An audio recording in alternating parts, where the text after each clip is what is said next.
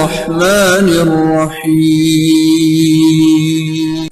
اللہ نے طے کر دیا کہ یہ 70 سال میں مرے گا ان شرائط کے تحت۔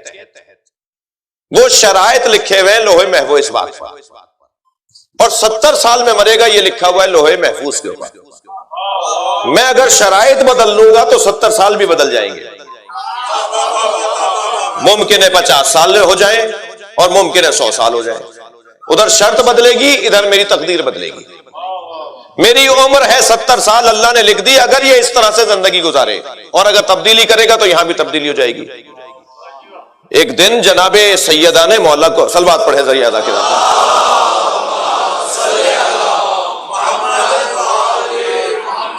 امیر المومنین کو آواز دے کر کہا تعال الیہ، اے علی ذرا قریب آئیے، انی عالمۃ ما کان وما یکون، میں ماضی کے سارے حالات سے بھی عالمہ ہوں اور آئندہ قیامت تک کیا ہوگا سب جانتی ہوں۔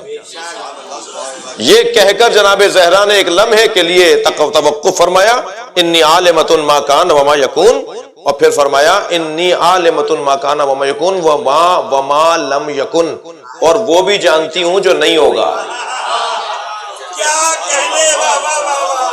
میں جو ہو چکا وہ بھی جانتی ہوں، جو ہوگا وہ بھی جانتی ہوں، جو نہیں ہوگا وہ بھی جانتی ہوں۔ ابھی عجیب لب و لہجہ ہے۔ مولا فرماتے ہیں میں دو قدم الٹے پیر چلا، نبی کی خدمت میں آ کر میں نے کہا یا رسول اللہ، سیدہ نے آج یہ جملہ کہا ہے کہ میں وہ بھی جانتی ہوں جو نہیں ہوگا۔ فرمایا میری سیدہ لوح محفوظ پڑھتی ہے، جو تقدیروں کی تبدیلی ہے وہ فاطمہ جانتی ہے۔ اللہ اکبر۔ بسم اللہ الرحمن الرحیم۔ آپ نے ایک شیعہ ذاکر کے کلپ کو سماعت کیا جس میں شیعہ ذاکر نے اللہ تعالیٰ کے آخری پیغمبر خاتم المعصومین پیغمبر کی لخت جگر سیدہ طیبہ طاہرہ سیدہ فاطمہ رضی اللہ عنہا پر جھوٹ بولتے ہوئے تہمت لگاتے ہوئے کہا کہ حضرت فاطمہ رضی اللہ عنہا نے فرمایا کہ میں گزشتہ، آئندہ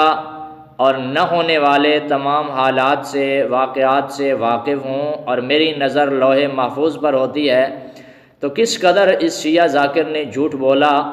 اور حضرت سیدہ فاطمہ رضی اللہ عنہا نے اپنی زندگی میں کہنا تو درکنار پوری زندگی میں کبھی اس طرح کی بات سوچی تک نہیں ہوگی۔ اور اگر یہ شیعہ ذاکر اس طرح کا جھوٹا واقعہ اور قصہ بیان کرنے سے پہلے قرآن کریم سورۃ لقمان کی آیت نمبر 34 کو دیکھ لیتا تو اللہ تعالیٰ کی لعنت کا مستحق نہ ہوتا۔ یہ تو کہتا ہے کہ آئندہ اور گزشتہ اور نہ ہونے والے سارے واقعات کو جانتی ہیں، لیکن اس آیت میں اللہ تعالیٰ نے ارشاد فرمایا وَمَا تَدْرِي نَفْسٌ مَاذَا تَكْسِبُ غَدًا، فرمایا کسی جان کو، کسی شخص کو معلوم نہیں ہے کہ وہ کل کیا کرے گا یا اس کے کل کے حالات کیا ہوں گے۔ یہ میرے ہاتھ میں شیعہ کا معتبر ترجمہ جس کا نام ترجمہ مقبول دہلوی ہے، اور اسی نے جو ترجمہ کیا ہے وہ آپ کے سامنے پیش کرتا ہوں۔ اس نے ترجمہ کیا ہے وَمَا تَدْرِي نَفْسٌ مَاذَا تَكْسِبُ غَدًا، کوئی شخص یہ نہیں جانتا کہ کل اس کے نصیب میں کیا ہے، اور نہ کوئی یہ جانتا ہے کہ وہ کس سرزمین میں مرے گا۔ وَمَا تَدْرِي نَفْسٌ بِأَيِّ أَرْضٍ تَمُوتُ، کہ وہ کس زمین میں مرے گا، کس زمین پر اس کو وفات آئے گی۔ فرمایا یہ بھی کسی کو معلوم نہیں ہے۔ اور یہ اس کی تفسیر میں لکھتا ہے، صفحہ نمبر 497 پر اس کی تفسیر کرتے ہوئے لکھتا ہے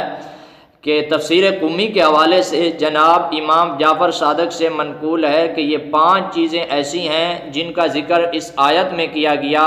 ان اللہ عندہ علم الساعہ وینزل الغیث ویعلم ما فی الارحام وما تدری نفس ماذا تکسب غدا وما تدری نفس بأی ارض تموت،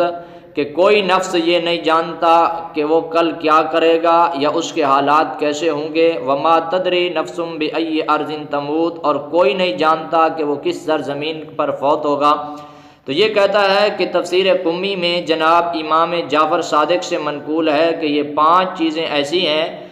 جن پر سوائے خدا تعالیٰ کے نہ، اور یہ ترجمہ مقبول کا مصنف لکھتا ہے اس کی تفسیر کرتے ہوئے تفسیر قمی کے حوالے سے کہ تفسیر قمی میں جناب امام جعفر صادق سے منقول ہے کہ یہ 5 چیزیں ایسی ہیں کہ جن پر سوائے خدا تعالیٰ کے نہ کوئی مقرب فرشتہ مطلع ہے اور نہ کوئی رسول و نبی۔ آگے نہج البلاغہ کے حوالے سے لکھتا ہے کہ نہج البلاغہ میں ہے کہ وہ علم غیب جس کو سوائے خدا کے کوئی نہیں جانتا، یہی چیزیں ہیں جن کا ان آیات میں مذکور ہیں۔ اور تفسیر مجمع البیان کے حوالے سے لکھتا ہے کہ ایک حدیث میں منقول ہے کہ غیب کی کنجیاں 5 ہیں جن کو اللہ کے سوا کوئی اور نہیں جانتا۔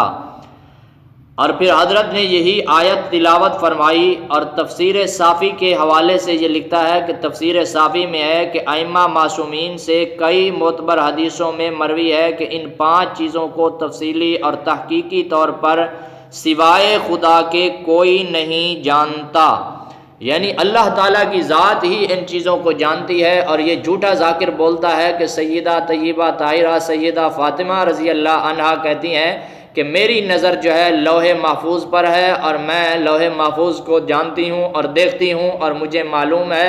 کہ گزشتہ کے حالات بھی معلوم ہے، آئندہ کے حالات بھی معلوم ہیں، اور نہ ہونے والے واقعات بھی معلوم ہیں۔ اور رب کا قرآن کیا کہتا ہے کہ اللہ کے علاوہ کسی نفس کو کچھ معلوم نہیں کہ میرے ساتھ کل کیا ہوگا۔ اور ایک طرف تو یہ نظریہ رکھتا ہے کہ سیدہ فاطمہ رضی اللہ عنہا وہ معصوم ہے، اور دوسری طرف ایسے واقعات بیان کرتا ہے کہ جو قرآن کے خلاف ہیں، اور معصوم قرآن کے خلاف کہتا نہیں ہے، کرتا نہیں ہے۔ اور دوسری طرف اگر عقل کے اعتبار سے اس کے اپنے واقعے کو دیکھا جائے تو اس کے اپنے واقع بیان کردہ میں ہی تضاد ہے۔ ایک طرف تو کہہ رہا ہے کہ سیدہ فاطمہ رضی اللہ عنہا جو نہ نبی ہیں نہ رسول ہیں نہ امام ہیں، کہ وہ تو سارے حالات سے واقف ہیں اور وہ تو یہ جانتی ہیں اور ان کی نظر تو لوح محفوظ پر ہے، لیکن دوسری طرف جو حضرت علی رضی اللہ عنہ امام ہیں اور وہ معصوم بھی ہیں، تو ان کو معلوم نہیں ہے کہ وہ نبی علیہ السلام سے پوچھتے ہیں جا کر کہ حضرت فاطمہ اس طرح کہتی ہیں، تو اللہ کے نبی کہتے ہیں ہاں ان کی نظر تو لوح محفوظ پر ہے۔ تو خود دیکھیں، اور اصول کافی میں اپنے مذہب کے اعتبار سے انہوں نے باب باندھا ہے کہ ہر امام جو ہے وہ ما کان و ما یکون کا علم جانتا ہے، اور ادھر جو ہے حضرت علی رضی اللہ عنہ جو امام ہیں وہ نہیں جانتے، وہ نبی علیہ السلام سے پوچھنے کے لیے گئے، اور حضرت فاطمہ رضی اللہ عنہا جانتی ہیں۔ تو دیکھو کس قدر جھوٹا مذہب، کس قدر باطل مذہب ہے، اور یہ کس قدر